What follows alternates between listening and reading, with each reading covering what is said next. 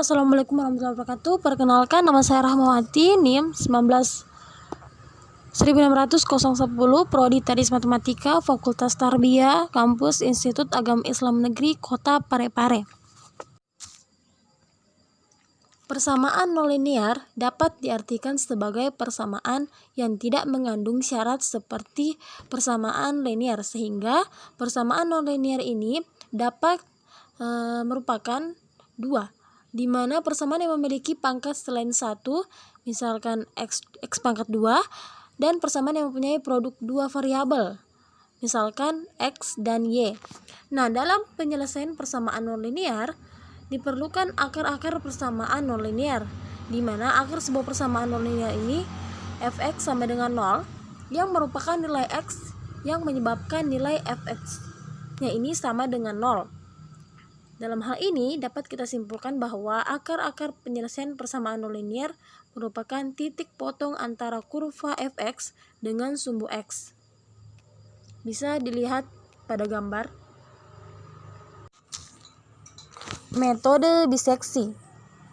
Nah, prinsip metode bagi dua ini adalah mengurung akar fungsi pada interval x, di mana selang a, b-nya dinilai x batas bawah a dan batas atas b. Interval tersebut terus-menerus dibagi dua hingga sekecil mungkin, sehingga nilai hampiran yang dicari dapat ditentukan dengan tingkat toleransi tertentu. Nah, metode biseksi ini merupakan metode yang paling mudah dan paling sederhana dibandingkan dengan metode lainnya. Adapun sifat-sifat metode ini antara lain konvergensi lambat, caranya mudah, tidak dapat digunakan untuk mencari akar imajiner. Yang keempat, hanya dapat mencari satu akar pada satu siklus. Nah, metode regulasi falsi merupakan metode yang menyerupai metode biseksi, di mana iterasi ini dilakukan dengan terus melakukan pembaharuan rentang untuk memperoleh akar persamaan.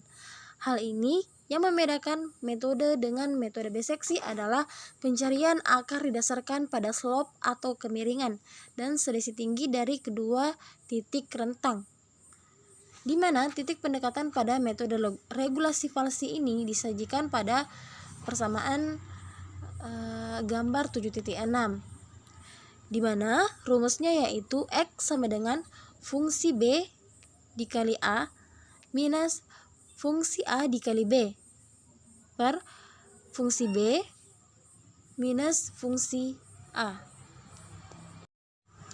Nah, metode iterasi titik tetap ini merupakan metode penyelesaian persamaan nonlinear dengan cara menyelesaikan setiap variabel x yang ada dalam suatu persamaan dengan sebagian yang lain, sehingga diperoleh x sama dengan gx untuk masing-masing variabel x.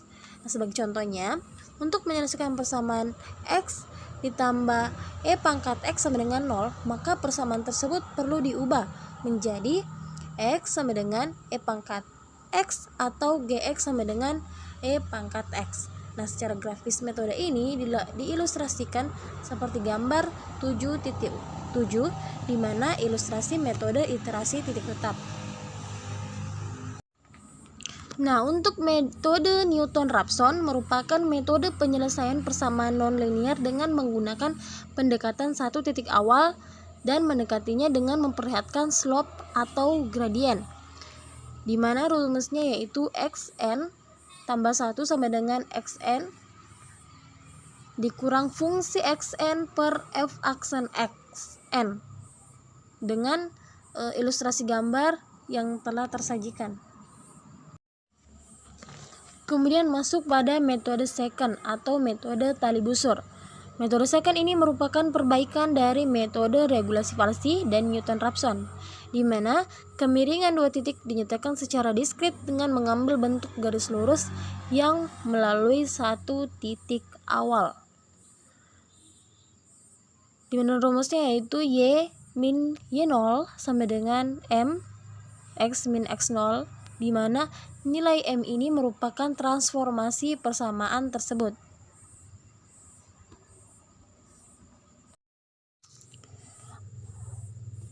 Oke, masuk pada algoritma metode biseksi dan MATLAB-nya. Didefinisikan fungsi fx-nya dan tentukan rentang untuk x yang berupa batas bawah A dan batas atas B-nya. Kemudian akan ditentukan nilai toleransi E dan iterasi maksimum N. Dan kita akan menghitung fungsi A dan fungsi B-nya, di mana rumus hitungnya itu X sama dengan A tambah B per 2. Dan akan kita hitung fx-nya. Nah, bila fx